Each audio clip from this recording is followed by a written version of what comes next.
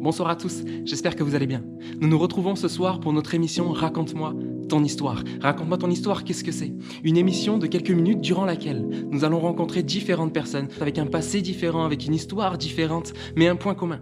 Jésus a transformé leur vie. Et au travers de cette émission, vous allez pouvoir entendre comment Jésus a transformé leur vie, comment ces personnes ont rencontré Jésus et comment leur vie a été totalement bouleversée. Ne quittez pas, restez là du début jusqu'à la fin. Ce n'est pas de la fiction, mais des histoires vraies, car Jésus est bien vivant et Jésus encore aujourd'hui transforme les vies. À tout de suite.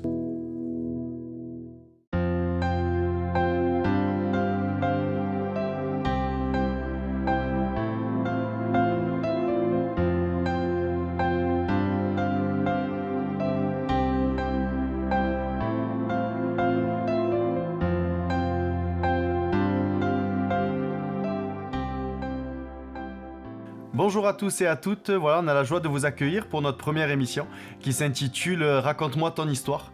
Une émission où on va avoir la joie de recevoir un invité qui nous raconte comment Jésus, comment Dieu est venu transformer sa vie. Et aujourd'hui, pardon, c'est la première justement, nous avons la joie de recevoir Patrick Albadalejo, pasteur de l'église de Saint-Maximin, marié avec 4 enfants, qui va nous raconter justement au travers de cette interview conviviale comment Dieu est venu transformer sa vie. Donc voilà, bienvenue à toi. Merci d'avoir accueilli. Merci d'avoir. Bonjour à toi. Bonjour. Merci d'avoir accepté donc notre invitation. Avec plaisir. C'est une joie, c'est une joie. Donc on va rentrer directement dans le vif du sujet, comme on le partageait un petit peu avant. Tu as grandi dans un quartier difficile. Explique-nous un petit peu. Oui, alors j'ai grandi dans un quartier d'Aix-en-Provence, hein, dans le nord, dans l'ouest, on va dire, d'Aix-en-Provence. Aujourd'hui que je suis papa de 4 enfants, bientôt grand-père au mois de mai. Hein, félicitations. Ouais, c'est gentil. Bientôt un petit-fils et une petite-fille dans le même mois. Donc, je peux dire que avec du recul, oui, le contexte dans lequel je vivais était un contexte difficile. Donc c'était un quartier, on va dire, où on faisait souvent les faits divers, hein, puisque j'ai plusieurs amis qui sont morts, un notamment qui a été tué, mitraillé devant l'entrée du bâtiment.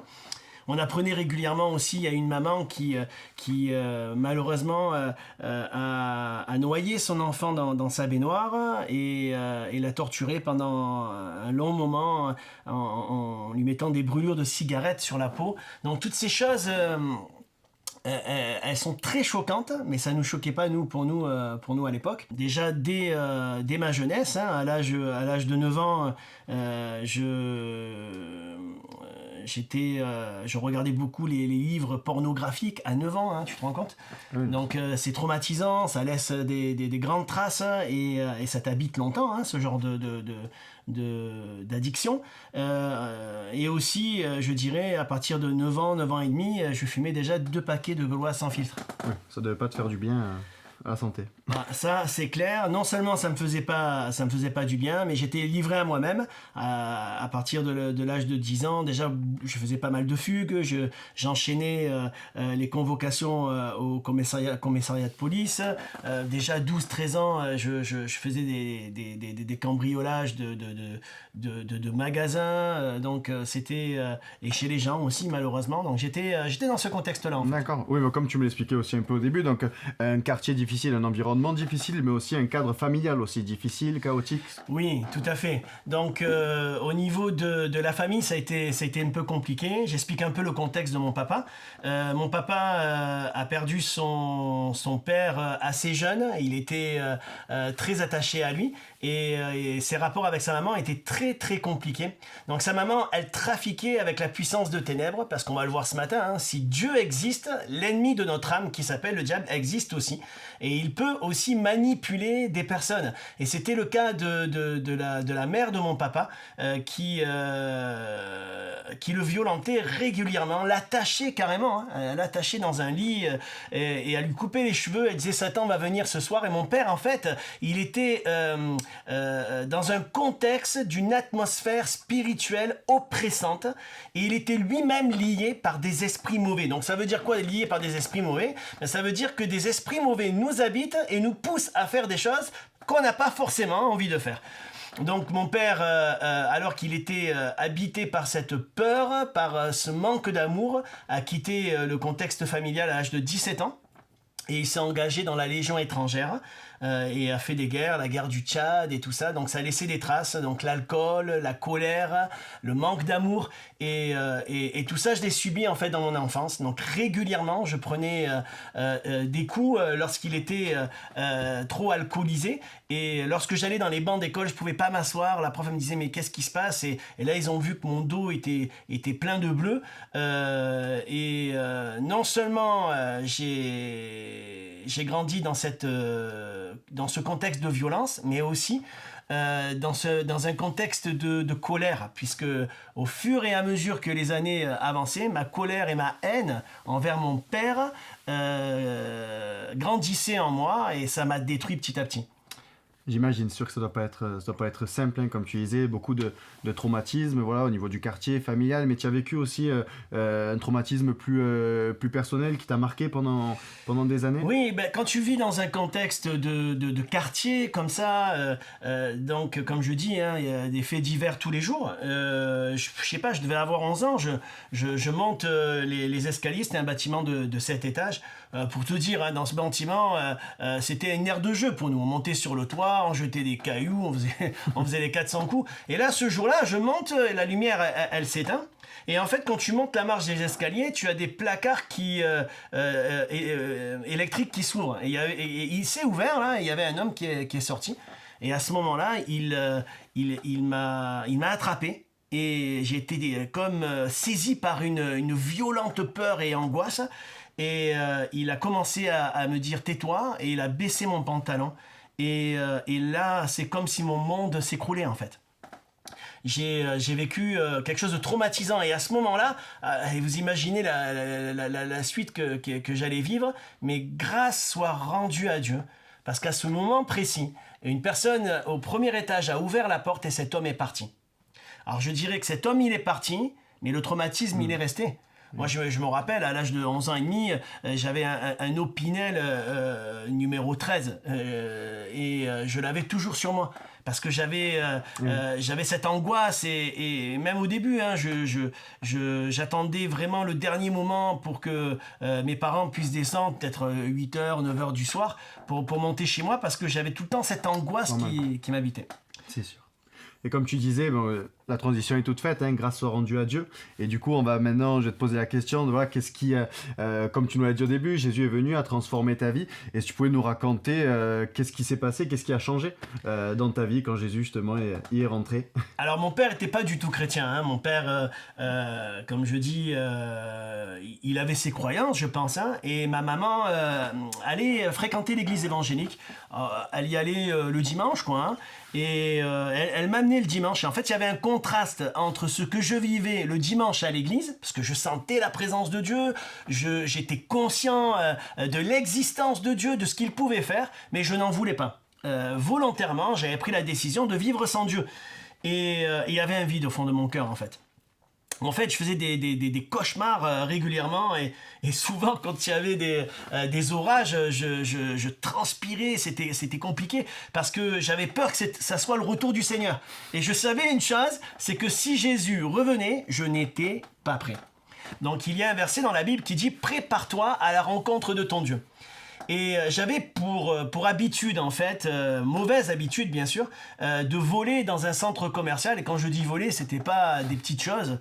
On était tout organisé entre midi et 2, des gros sacs de sport et on mettait des raquettes de tennis, des Walkman, des postes et on le chargeait et on faisait glisser sous le truc, on repartait avec. En fait, des Walkman, pour ceux qui connaissent pas, c'est un peu maintenant dans la musique sur le téléphone, mais avant il fallait avoir un gros truc comme ça pour pouvoir écouter de la musique. Oui, parce qu'il n'est pas tout jeune, hein, malgré sa belle apparence, il volait des Walkman.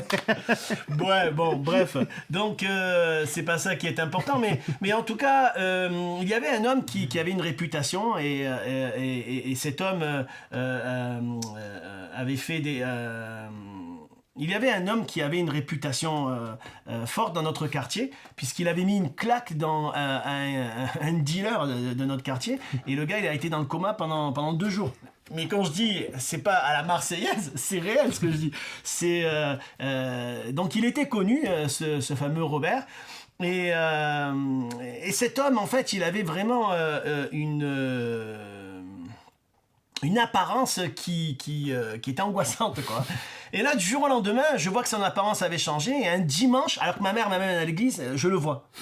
Et d'une tête de fou, excuse-moi qu'il avait, il avait une tête d'agneau, quoi. Et là, il vient me voir et il me parle. Et il me dit, Patrick, je voudrais te parler de Jésus, j'ai rencontré Jésus. Et en fait, ce qui m'a bouleversé, c'est qu'il m'a parlé de Jésus comme étant une personne réelle et vivante et qui était capable de prendre soin de nous parler, de nous entendre.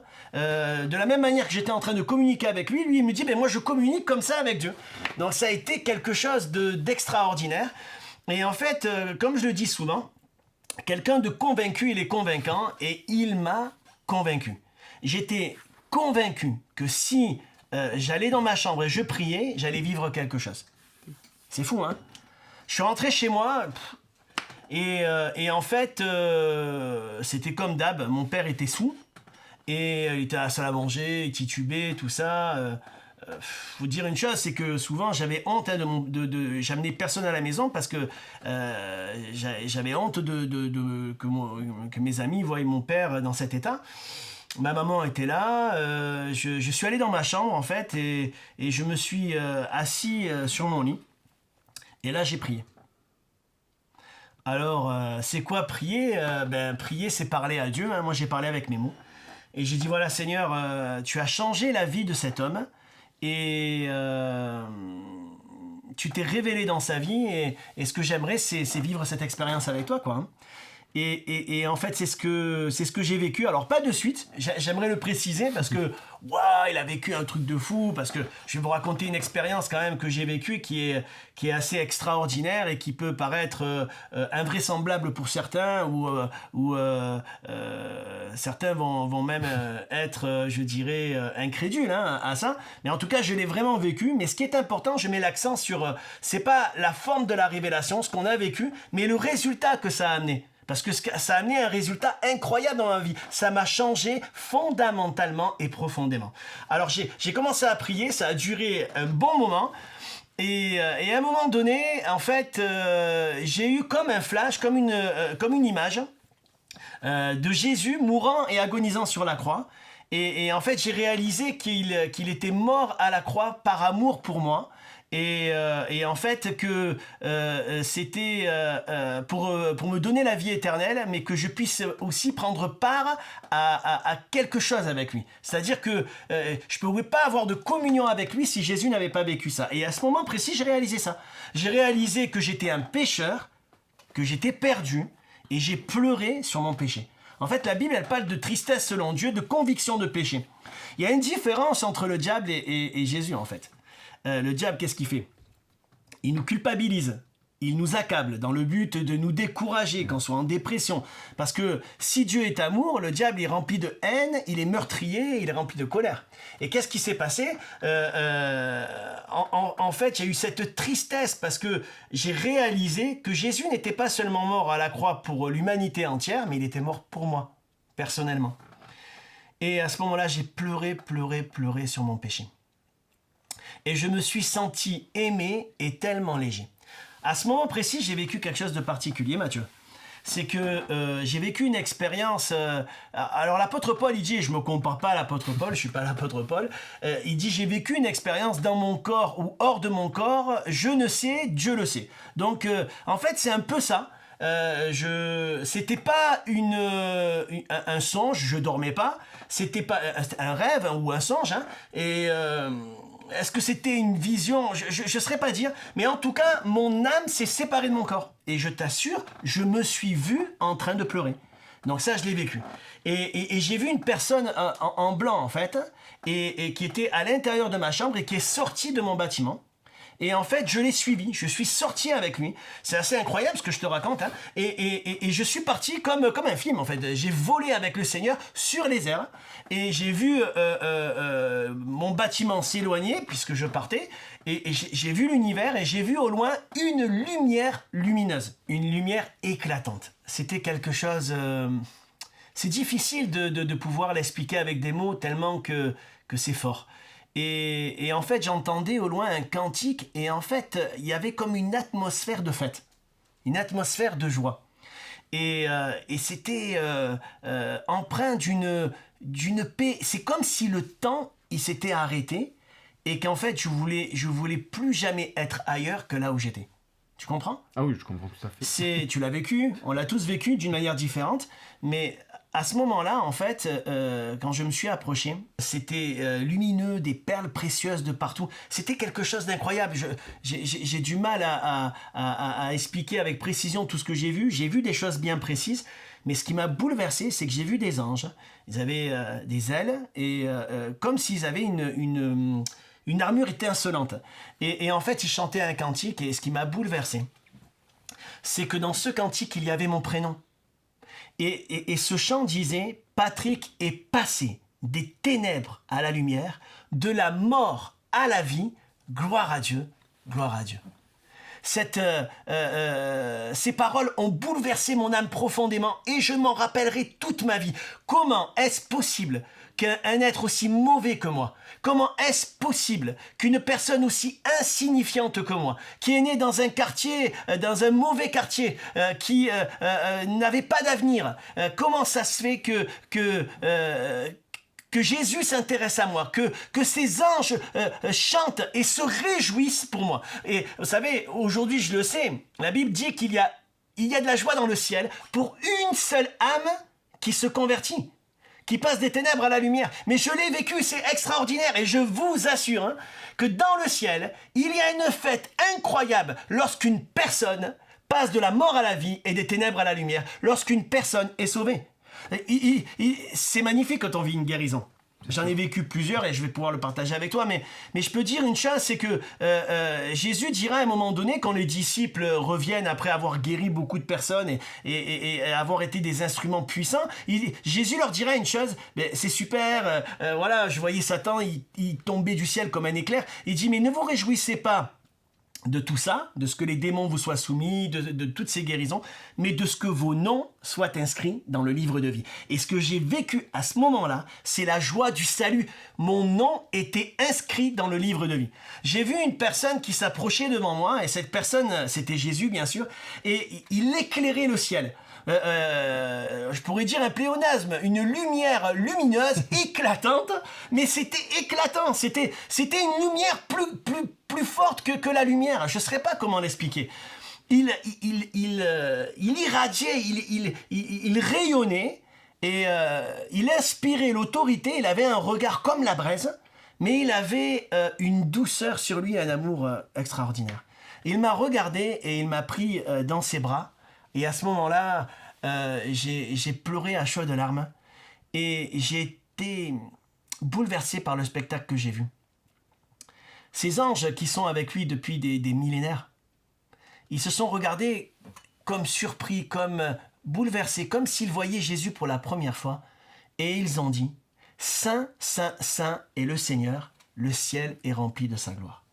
Le Seigneur m'a amené à un endroit, il m'a montré 2 colonnes. Une colonne qui était terminée, qui était solide, bien faite en fait, bien construite, et une autre qui était brisée. Et il m'a amené à un autre endroit, et en fait, il y avait des nuages, il a mis son doigt sur le nuage s'est ouvert, il y avait comme un faisceau lumineux. Chose qu'il faut savoir, moi je me suis converti, c'était en 1989. Il n'y avait pas à la télé des vues avec les satellites. Mais là, en fait, ça faisait un peu ça, Matt. On voyait, il y avait comme un satellite qui descendait et j'avais une vision de ma chambre en fait. Et quand le Seigneur il pose sa main sur mon épaule, je vois mon papa dans la salle à manger qui titubait, je me vois moi dans ma chambre en train de pleurer et mon papa qui dit à ma maman, hein, mais qu'est-ce qu'il a ton mari, appelle ton mari, pardon. Ton fils, on a compris. Qu'est-ce qu'il a ton fils, appelle le médecin. Et ma mère, elle dit à ce moment-là, et je sais que c'est le Seigneur qui lui donne ces paroles, non, ne t'inquiète pas, ton fils, il est visité par le Saint-Esprit. Amen. Et en fait, je reviens à moi. Et je vais voir mon papa, je vais voir ma maman, j'ai dit j'ai vu Jésus, j'ai rencontré le Seigneur. Je crois qu'il était 2h du matin ou 1h du matin, je me rappelle plus vraiment, je veux pas dire n'importe quoi, mais il était tard. Et j'ai appelé mon pasteur à 1h du matin et je lui raconte cette histoire et il pleurait avec moi au téléphone. Il a réveillé toutes ses filles, parce qu'il avait, il a 3 filles et un garçon. Et il a réveillé toutes ses filles et j'ai raconté le témoignage à toutes ses filles. C'est beau. Bon, en tout cas, voilà, Jésus vraiment a changé ma vie à ce moment-là et ça a été quelque chose d'extraordinaire. C'était même physique, je dirais, et au-delà du physique, c'était intérieur. Je suppose que suite à un événement comme ça, il y a beaucoup de choses qui changent dans une vie. Qu'est-ce qui a changé du coup dans la tienne? Alors, beaucoup de choses ont changé. En fait, dès le début, bon, déjà, chose à savoir, hein, c'est que mon père, c'était un ancien légionnaire, il avait peur de personne. Et il a été bouleversé par... apparemment, je rayonnais, il y avait une présence, il y avait quelque chose de fort, de particulier. Et mon papa est tombé à genoux devant Dieu, il a pleuré à Dieu, il a crié à Dieu. Et déjà, non seulement Jésus il a changé ma vie, mais il a changé la vie de mon papa. Donc mon père a été complètement délivré de l'alcool. Chose à savoir, mon père il buvait des litres d'alcool tous les jours. Hein. Donc c'était une addiction profonde, c'était un alcoolique. Hein. Et il avait le paludisme aussi qu'il avait ramené d'Afrique. Hein. Et chose incroyable, mon papa a été délivré de l'alcool, guéri du paludisme, il a donné sa vie à Jésus. Amen, gloire à Dieu. Et ce jour-là, il a été un autre papa pour moi. Et ce jour-là, il est devenu mon frère dans le Seigneur. Donc, qu'est-ce qui a changé dans ma vie? Beaucoup de choses ont changé. En fait, j'arrêtais pas de parler de Jésus. Et vous savez, nous, les Marseillais, on a l'habitude, les sudistes, les Marseillais, de dire des gros mots, c'est des virgules. Hein? Bon, plus maintenant, on est dans le Seigneur. Heureusement. Voilà. En tout cas, dès le lendemain, je commence à parler de Jésus autour de moi dans tout mon quartier. Et tous mes potes de quartier, c'était des Algériens, des Marocains, donc c'est mes amis d'enfance. Ils me disent, mais Patrick, il y a quelque chose qui a changé en toi, mais t'as plus le même visage. Déjà, ils me disent ça. Et ensuite, ils me disent, ça fait 1 heure que tu nous parles, et tu n'as pas dit un gros mot, tu n'as insulté personne, et tu n'as frappé personne. Parce que, chose à savoir, j'étais quelqu'un de violent, j'étais quelqu'un de bagarreur, j'étais quelqu'un de grossier. Et en fait... quand Jésus il vient dans une vie, il nous change profondément. Et en fait, il m'a retourné le Seigneur comme une crêpe. Il m'a vraiment changé. Ça a été dans mon langage, dans ma façon de voir les choses. Et maintenant, j'étais conscient d'une chose, c'est que Jésus, il était le sauveur de mon âme, il habitait en moi. Et il a changé tout ça. Ça a été terminé, la cigarette, toutes mes addictions, du jour au lendemain. Jésus a vraiment changé ma vie. Donc ça a été des miracles personnels, mais il a mis une espérance aussi en moi. Et ça, c'est le plus important. Je n'avais plus peur de la mort. Je dormais convenablement. Ce traumatisme que j'avais vécu dans mon enfance, j'étais délivré. Je n'avais plus peur de rentrer dans mon bâtiment. Et j'aimerais dire, peut-être quelqu'un regarde là actuellement cette émission. Et peut-être tu as vécu un traumatisme ou un viol, ou on a essayé de te violer. Tu as vécu d'autres traumatismes, des paroles blessantes, parce que j'avais reçu des paroles de mort, hein, des paroles blessantes dans mon avis. Dans mon enfance, j'entendais régulièrement le petit Alba d'Aléjo, il ira en prison, et c'est un bon à rien, il n'arrivera jamais à rien dans la vie. Et j'aimerais te dire, tu n'es pas un bon à rien, et Jésus t'aime, et s'il est venu mourir sur la croix, c'est parce qu'il a un avenir pour toi. Jésus dit, moi l'Éternel, j'ai formé un projet de paix pour toi, afin de t'assurer un avenir, et Jésus était devenu mon avenir, et mon présent, il était mon tout. Jésus a vraiment changé ma vie, ça a été quelque chose de très fort. Dès les premiers jours, je voudrais pas être trop long, mais dès les premiers jours, je me suis retrouvé dans une réunion de prière, où on était une vingtaine de personnes, et moi j'étais tout jeune converti, j'avais 1 jour de conversion, et en fait à un moment donné je pose ma main sur l'épaule d'un frère en fait qui était là à côté, et au moment où je pose la main, moi j'avais été visité déjà dans le Saint-Esprit, et j'avais reçu le baptême dans le Saint-Esprit. Donc le baptême du Saint-Esprit, comme le dit 1 Corinthiens 14, c'est le parler en langue, c'est cette prière qui s'adresse à Dieu et qu'on ne comprend pas. J'ai vécu cette puissance, et au moment où j'ai posé ma main sur ce jeune homme, il se met à parler en langue, à prier. Mais en fait, tout le monde a crié autour de moi. Alors, je ne sais pas si c'était de la peur ou ils rendent des gloires à Dieu. Mais en fait, je dis, mais qu'est-ce qui se passe? Et en fait, ces personnes-là me disent, mais Patrick, cet homme, il est né muet. Amen, gloire à Dieu. Donc, ce gars qui était muet, il s'est mis à parler. Donc, oui, je crois de tout mon cœur que les miracles que Jésus faisait il y a 2000 ans, il les fait encore aujourd'hui. Pourquoi? Parce que je crois que ce qu'il a fait pour eux, il a fait pour moi. Et j'aimerais dire une chose, crois une chose, si Jésus l'a fait pour moi, il peut le faire pour toi. Amen, amen. C'est beau, hein, tout ce que tu nous racontes, et t'inquiète pas, tu n'es pas trop long, parce qu'il y en a tellement de choses à dire. Mais j'aimerais voilà, te poser une question, parce qu'on a un peu partagé au début, peut-être un peu plus, pas piquante, si je puis dire, mais comment, après tout ce que tu as vécu, tu as pu t'éloigner de ce Seigneur-là qui a changé ta vie? Oui, il y a eu une période de ma vie où je me suis vraiment éloigné de Dieu. Alors je dis éloigné de Dieu parce que je continuais à venir à l'église en fait, hein. Mais on peut aller à l'église et être éloigné de Dieu. C'est pas parce que je vais à l'église que je suis un chrétien. Ce qui fait que je suis un chrétien, c'est que je demeure en Dieu et que je fasse la volonté de Dieu et que je cherche à faire la volonté de Dieu, Matthieu. La Bible dit que celui qui croit être debout prenne garde de ne pas tomber. Tu te rappelles au début, je te parlais que le Seigneur quand j'ai vécu cette expérience, il m'a montré un endroit où une colonne était brisée et une colonne était terminée. Et en fait, chose que je ne savais pas et tu vas le découvrir, en fait c'était moi cette colonne. Il fallait que je passe par le brisement en fait pour devenir une colonne dans la maison de Dieu. Et donc qu'est-ce qui s'est passé? Pour expliquer un peu le contexte, donc je me suis converti assez jeune et j'ai vécu vraiment des miracles comme on a pu le partager. Je suis parti aussi en Roumanie avec mon cousin, on a vécu des choses incroyables. On a vu des gens se lever de leur chaise roulante. On a vu des personnes qui avaient des maladies graves qui ont été complètement guéries, délivrées. C'était en 89, juste après Ceausescu, hein, et le communisme qui est tombé et l'évangile, ce pays a ouvert ses portes à l'évangile et nous on est allé faire de l'évangélisation à l'époque avec OM, Opération de Mobilisation, et on a vécu des choses incroyables. Mais en fait, pourquoi je dis ces choses? Parce que je veux mettre l'accent sur le fait que vivre des expériences ne fait pas de nous des personnes attachées au Seigneur. On peut vivre des expériences parce qu'on a la foi, et gloire à Dieu. Mais on peut avoir la foi et manquer de consécration, manquer d'humilité, manquer d'attachement à Dieu. Donc j'allais à l'église et tout ça, et quand j'étais jeune, j'ai manqué de tout. Et en fait, c'était quelque part... je dirais un piège dans ma vie. Donc le manque d'argent était un piège dans ma vie, mais pas seulement ça, le manque de reconnaissance aussi. Donc le manque d'amour, le manque de reconnaissance. Donc qu'est-ce qui s'est passé? À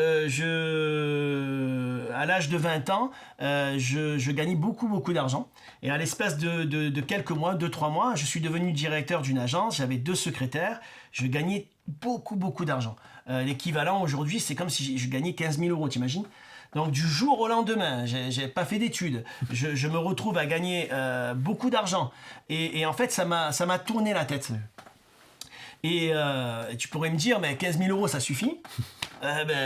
Plus t'en as, plus t'en veux. Et la Bible, elle nomme l'argent, et c'est Jésus qui le fait.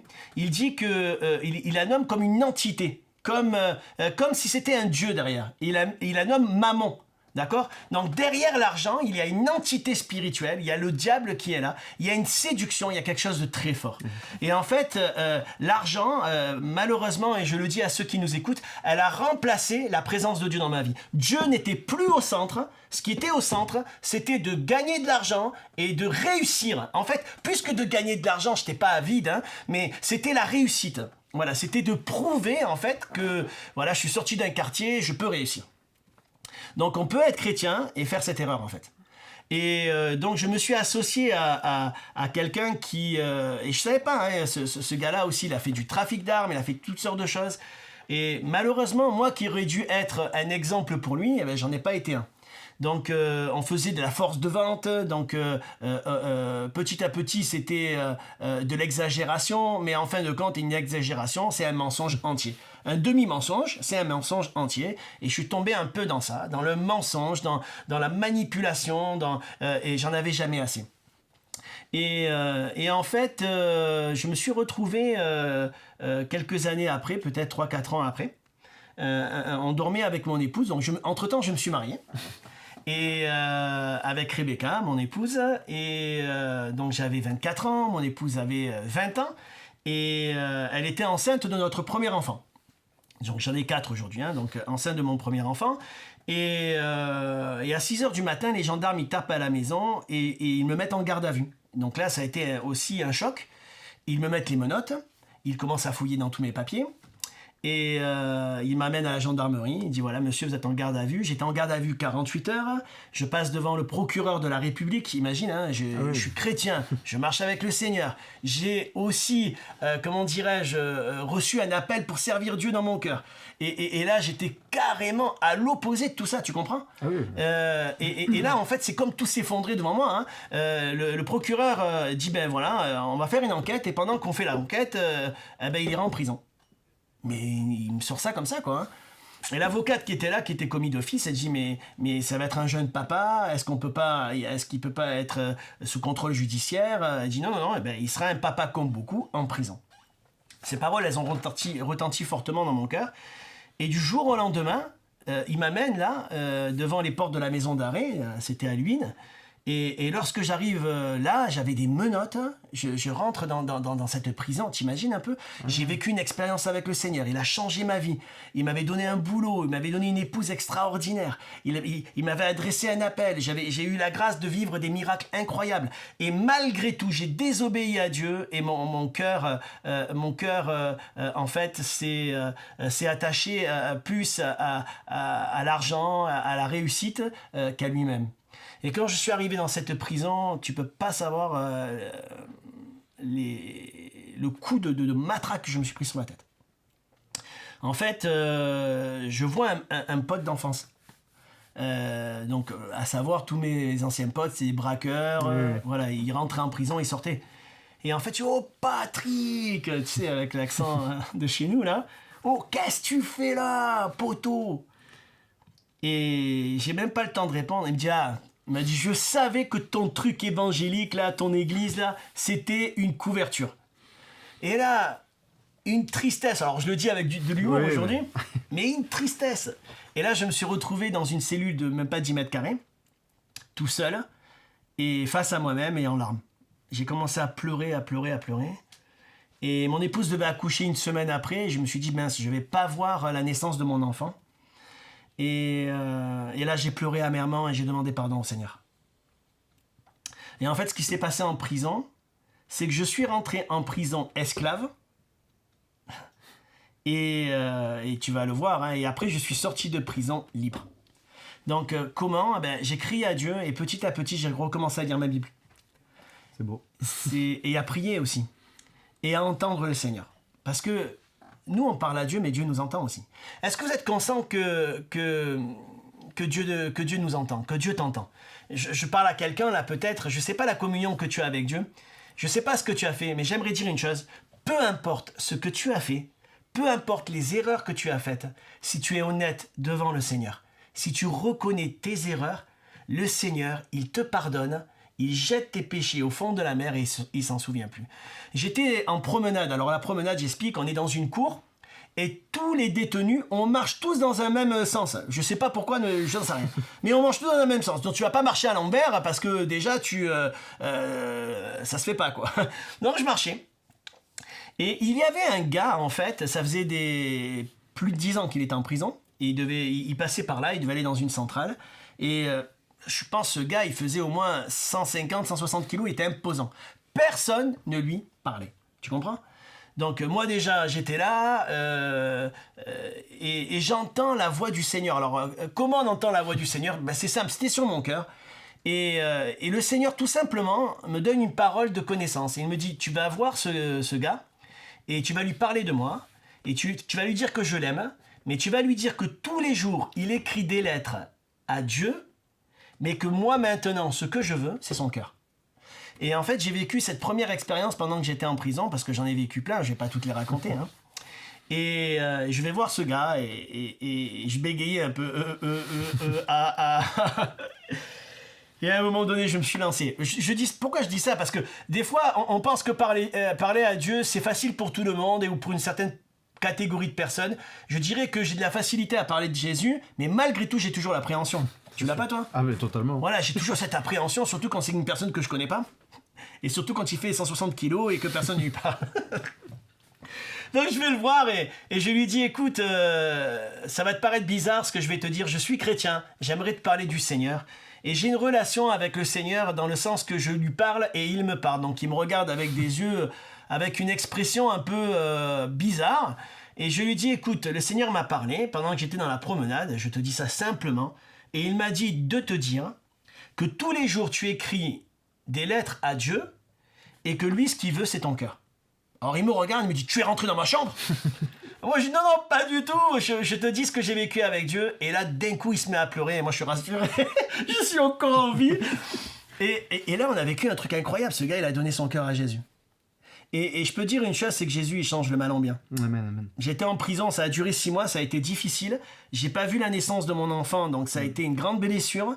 Je voyais une demi-heure, 3 fois une demi-heure, 1h30 ma femme par semaine. Donc on était jeunes mariés, c'était pas facile. Moi je l'explique de mon côté, ça a été dur, mais de son côté ça a été très dur pour elle aussi. Et que ça soit financièrement, que ça soit le regard des gens, ça a été vraiment compliqué. Et au bout de 6 mois, je suis sorti de prison. C'est beau, hein, c'est beau. Ce que tu racontes, à la fois c'est un moment compliqué, mais à la fois c'est beau, comme quoi, comme tu disais, que le Seigneur transforme le mal en bien. Et comme tu le disais au début, je reviens juste à ça, ces 2 colonnes que tu expliquais, tu as vécu vraiment ce temps-là comme un brisement. Est-ce que tu peux nous en dire un peu plus de qu'est-ce qui a réellement changé en toi? Après, c'est un peu comme une deuxième nouvelle naissance, quoi, après ce brisement-là. C'est vrai. Ben, franchement, ouais, tu résumes bien les choses. C'est ça, c'est comme une seconde nouvelle naissance. En fait, quand je suis sorti de prison, mes problèmes, ils n'étaient pas terminés, en fait. Je suis allé à l'église, et en fait, le regard des uns et des autres, je me sentais jugé. Je dis pas que les gens me jugeaient, mais je me sentais jugé. Et donc, je priais plus à haute voix, je servais plus Dieu, même pas à passer le balai, parce que pour moi, je méritais pas ça. Et quelque part, j'étais un peu le vilain petit canard. Et en fait, ce qui a été difficile, c'est que j'ai beaucoup servi Dieu dans l'évangélisation, je chantais dans des comédies musicales, tout ça. J'avais une certaine, entre guillemets, hein, tout est relatif, hein, j'avais une certaine notoriété dans l'église. Et là, du jour au lendemain, j'étais plus bas que terre, en fait. Et en fait, ce brisement était voulu de Dieu. Mais ça n'a pas été facile. Ça a duré quand même, après ma sortie de prison, 4 ans. En fait, un matin, j'étais dans l'église. Et pendant le culte, donc les uns les autres prient, tu sais comment ça se passe, hein, les gens élèvent leur voix à haute voix, les uns après les autres. Et moi, je priais, j'avais une prière intérieure, en fait, c'était dans ma tête que je priais, mais je priais quand même. Et j'ai dit à ce moment-là, Seigneur, j'ai blessé tout le monde, j'ai trahi ta confiance, je t'ai fait du mal. Et Seigneur, tout ce que tu m'as donné, l'appel que tu m'as adressé pour le service, ben donne-le à quelqu'un d'autre. J'ai dit ça parce que je me sentais inutile, en fait. Je me sentais honteux d'avoir fait tout ce que j'ai fait, après avoir connu la grâce de Dieu. Et en fait, ça a été incroyable parce que à ce moment-là, il y a eu un don spirituel. Alors, pour ceux qui ne connaissent pas, un don spirituel, en fait, il y a une personne qui reçoit une pensée de Dieu dans son cœur, dans son esprit, et il va la donner simplement devant tout le monde. Et d'une manière peut-être imparfaite, mais en tout cas, il le fait par la foi et il le fait aussi simplement pour que la personne elle soit touchée. Et à ce moment précis, en fait, la personne disait, voilà, qui es-tu pour dire que Dieu donne l'appel qu'il t'a adressé à quelqu'un d'autre? C'était précis quand même.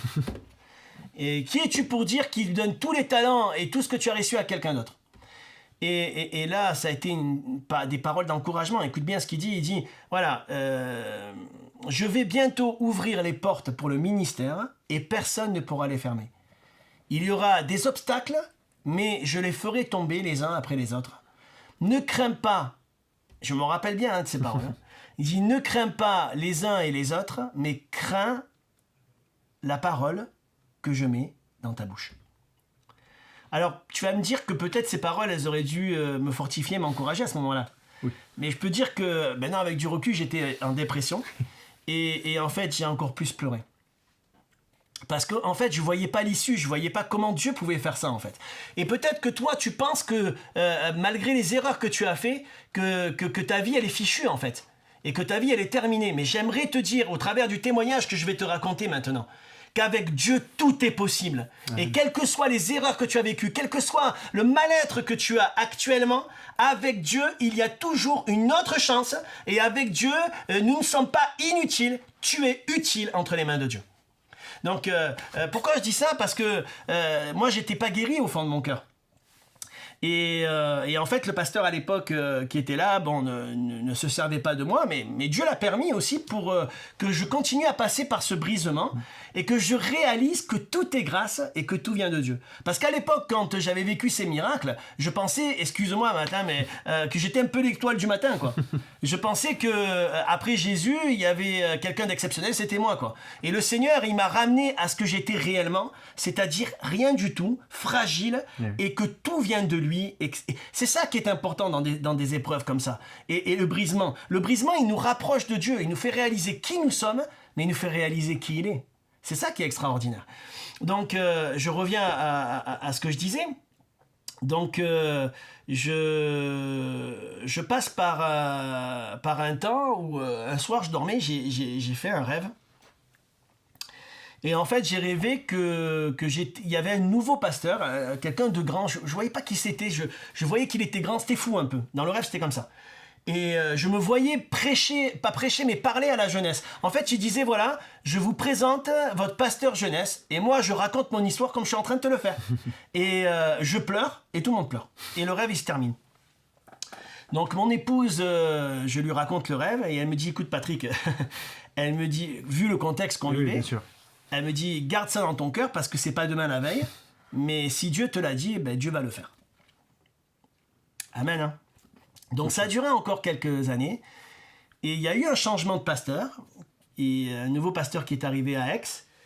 Et en fait, mon cousin a acheté un terrain, il a coupé du bois, et quand on est dans le sud, on fait pas les choses à moitié. On a coupé des arbres en fait, et on a monté, il y avait presque plus de 2 mètres de branches. Et j'ai mis de l'essence, et en fait quand j'ai allumé la flamme, il y a eu une remontée de méthane, et en fait l'émanation des gaz de l'essence à ne jamais faire. Jamais tu mets de l'essence et tu allumes une flamme.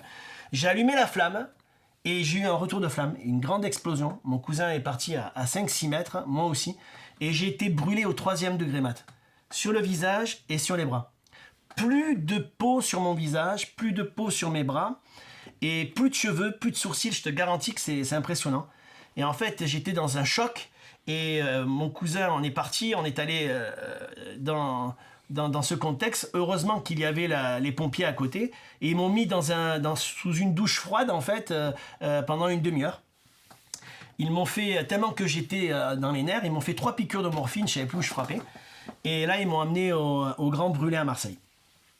Là, le verdict tombe. Donc, juste pour expliquer un peu le contexte, hein, j'ai vécu la prison, j'ai vécu 6 mois, j'ai pas vu la naissance de mon premier enfant. Et là, lorsque je suis là-bas, le médecin me dit, voilà, vous avez été brûlé au 3e degré, 2e degré profond à plusieurs endroits. On va vous greffer de la peau. Vous avez entre 6 mois et 18 mois d'hospitalisation. Vous allez être dans une chambre stérile. Et par contre, pendant cette période, vous ne pourrez pas voir vos enfants. À ce moment précis, j'avais 2 enfants et mon épouse était enceinte du 3e. Donc voilà, je me suis dit, bon, mais... C'est l'histoire qui recommence, quoi. Encore, ça s'arrête jamais. Donc j'étais dans ma chambre, et en fait, chose qui est improbable et ils n'ont pas le droit, il y avait une glace dans la chambre, un petit miroir. Et je me suis regardé, et mon visage était difforme. Mon visage avait triplé, j'ai une photo...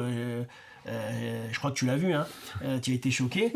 J'avais gonflé, je pouvais plus. J'avais mes doigts qui avaient triplé, hein.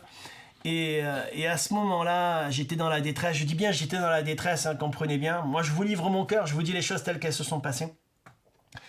Je me suis dit, j'ai blessé toute ma famille. Mon épouse, elle est passée par une épreuve à cause de ma négligence et à cause de mon orgueil. Et à ce moment-là, je me suis dit, plus jamais j'aurai une tête normale, et je ne veux pas infliger ça à mon épouse. Et avec foi et de tout mon cœur, parce que je connais vraiment le Seigneur, alors que j'étais dans la détresse, j'étais en larmes, j'ai crié à Dieu, et j'ai dit, Seigneur, je t'en supplie, arrête mon cœur.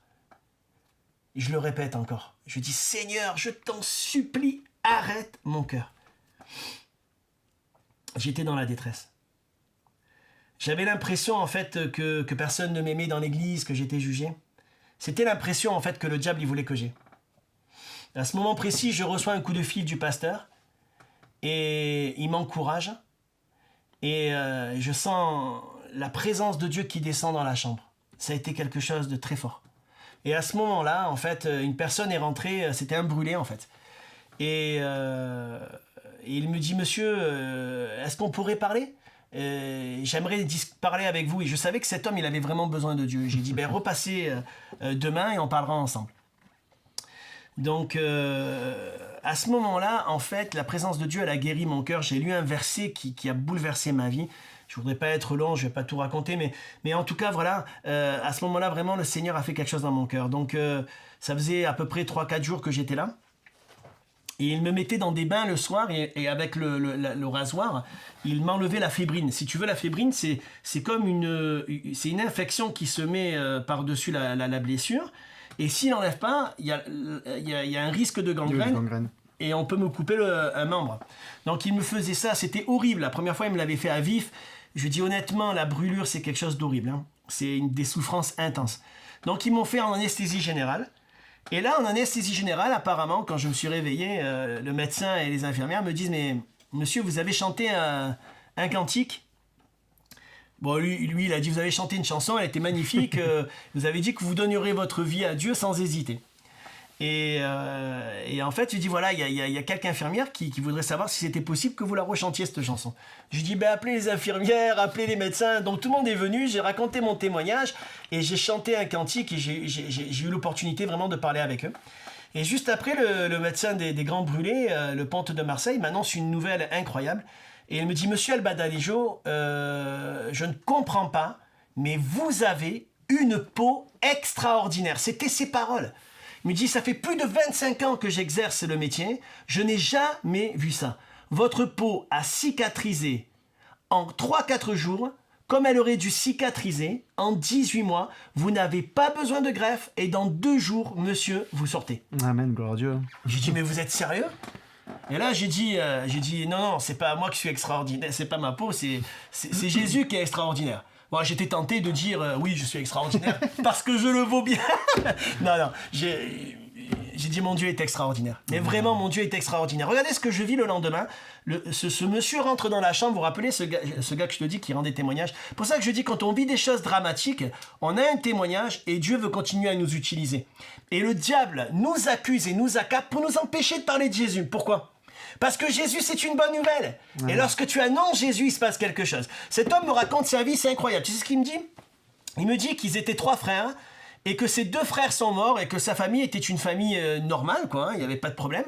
Mais qu'à l'âge de 33 ans, à leur anniversaire, un frère s'est défenestré, un autre s'est tiré une balle dans la tête et lui, à l'âge de 33 ans, il était dans une voiture, la voiture a pris feu et en fait, il s'est retrouvé à l'hôpital. Il n'est pas mort.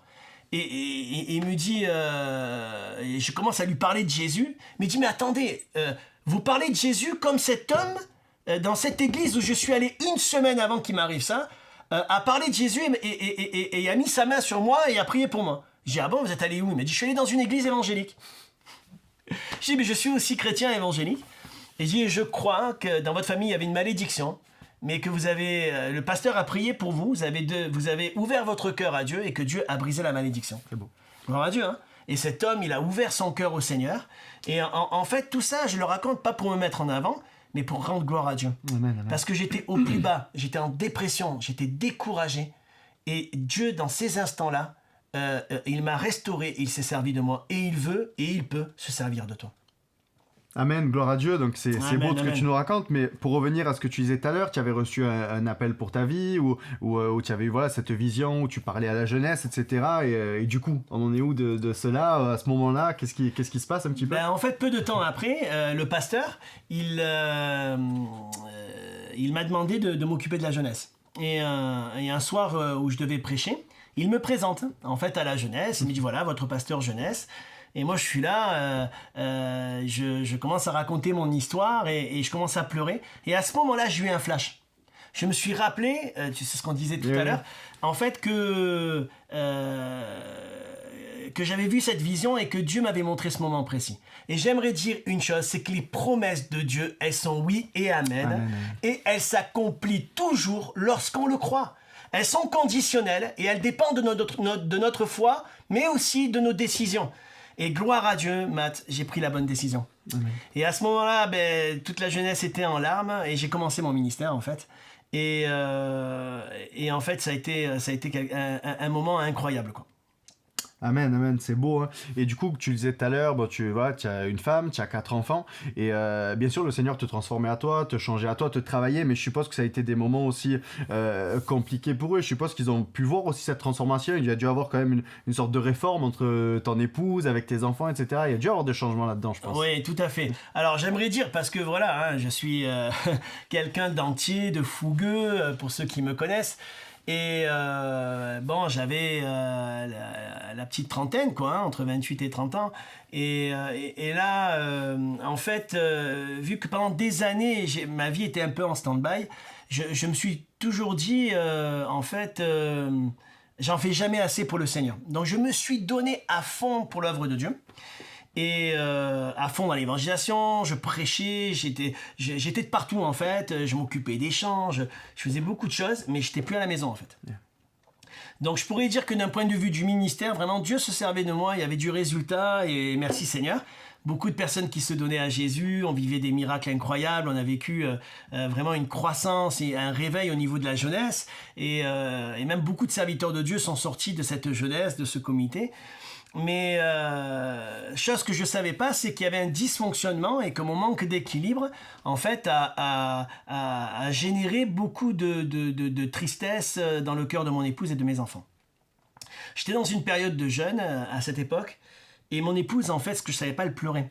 Et elle disait, voilà, Seigneur, tu m'as pas appelé à rentrer dans ton service pour que je perde mon mari, pour que je ne le vois plus. Je ne le vois plus, mes enfants ne le voient plus. Et donc ça a été vraiment compliqué pour elle, voilà. Et malheureusement, moi j'étais aveuglé par cette envie en fait de servir Dieu et ça a été au détriment de ma famille. Et en fait, quand je dis ces choses parce que je pense qu'on a besoin d'équilibre, frères et sœurs. Et on peut pas servir Dieu si premièrement on s'occupe pas de notre famille. On peut pas s'occuper des autres si on s'occupe pas des nôtres. Et ça, c'est un principe vraiment que j'ai appris dans la vie et qu'à ce moment précis, ça s'est révélé dans mon cœur. Au bout de 4 jours, j'étais en prière, je m'étais endormi dans la chambre de mon fils, Jérémy. Et le soir, vers les 2-3 heures du matin, je fais un bond, je me réveille, j'entends du bruit en fait. Et je vois une personne en blanc. Donc voilà, vous allez me dire, celui-là, il vit des trucs incroyables. Moi, je vous raconte ma vie telle que je l'ai vécue. Donc cette expérience, elle peut paraître incroyable, mais par contre, elle a fondamentalement changé ma vie. Je dis ça pourquoi ? Parce qu'il y en a qui voient le Seigneur tous les jours, Dieu leur parle tous les jours, mais dans leur vie, il n'y a rien qui change. Et moi, je crois vraiment que ce qui est important, c'est pas la révélation. C'est d'être soumis à Dieu, d'être malléable, d'être docile entre les mains de Dieu et de se laisser changer. Je vais terminer par là. Je disais que j'ai entendu du bruit et j'ai vu une personne en blanc et en fait, c'était le Seigneur. Et il me regarde en fait plein d'amour, plein d'attention, plein de tendresse. Et je ne sais pas pourquoi, Matt, je lui ai posé cette question. Je lui ai dit, Seigneur, c'est toi ? Il a dit, qu'est-ce que je peux faire pour plus t'aimer ? Et le Seigneur, il m'a juste dit une phrase, aime plus ta femme. Et là, mes amis, je vous assure que j'ai vécu un moment qui a bouleversé toute ma vie. J'ai pleuré toute la nuit. Toute la nuit. Le matin, j'ai appelé ma famille, j'ai appelé mon épouse et mes enfants. J'avais 3 enfants là. Et j'ai demandé pardon à mes enfants. J'ai dit, voilà, papa, j'étais en larmes. J'ai dit, papa, je vous demande pardon parce que je ne suis pas un bon papa. Et on va prier ensemble pour que je devienne un meilleur papa. Mes enfants pleuraient.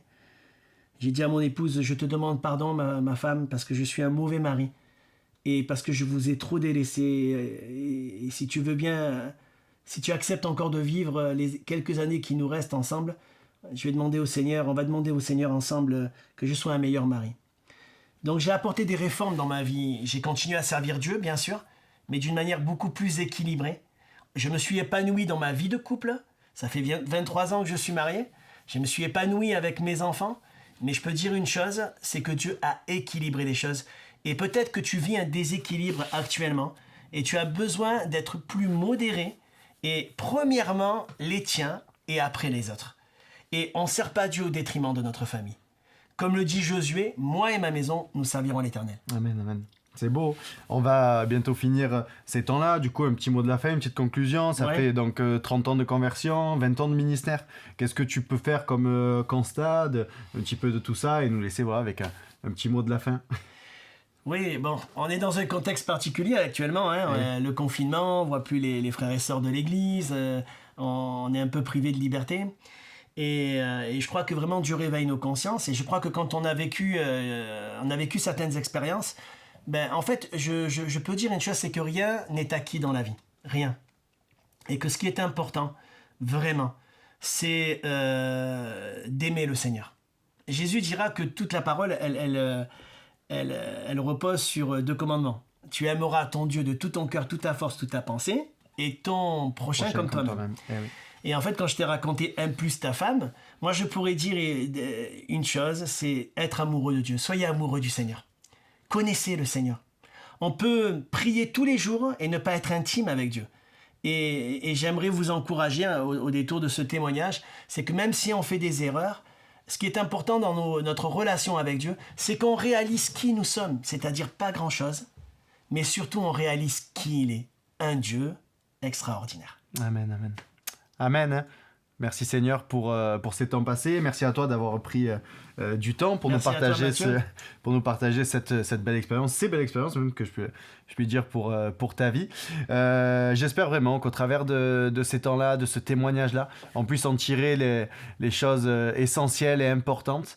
Et j'espère que ça a pu vous faire du bien. Et peut-être te poser la question, tu avais aussi beaucoup parlé de ta femme, ce serait peut-être l'occasion aussi de la voir avec nous pour qu'elle puisse nous raconter son histoire et comment elle a vécu, elle, sur une autre émission, l'autre côté. Tout à fait, je rebondis sur ça, puisqu'actuellement je suis en train de préparer, d'écrire un livre, et on va le faire ensemble, en fait, parce qu'il y a de mon point de vue et de son point de vue, mais je pense que ça serait intéressant que dans cette émission, elle puisse raconter comment elle a vécu ses épreuves et tous ces moments difficiles. Merci Patrick, merci d'avoir pris ce temps-là avec nous. J'espère que cette émission vous a plu. J'espère que ces temps-là vous ont fait du bien aussi. Et on vous dit à très bientôt pour une deuxième histoire, un deuxième moment où vous allez entendre comment Dieu a transformé une nouvelle vie.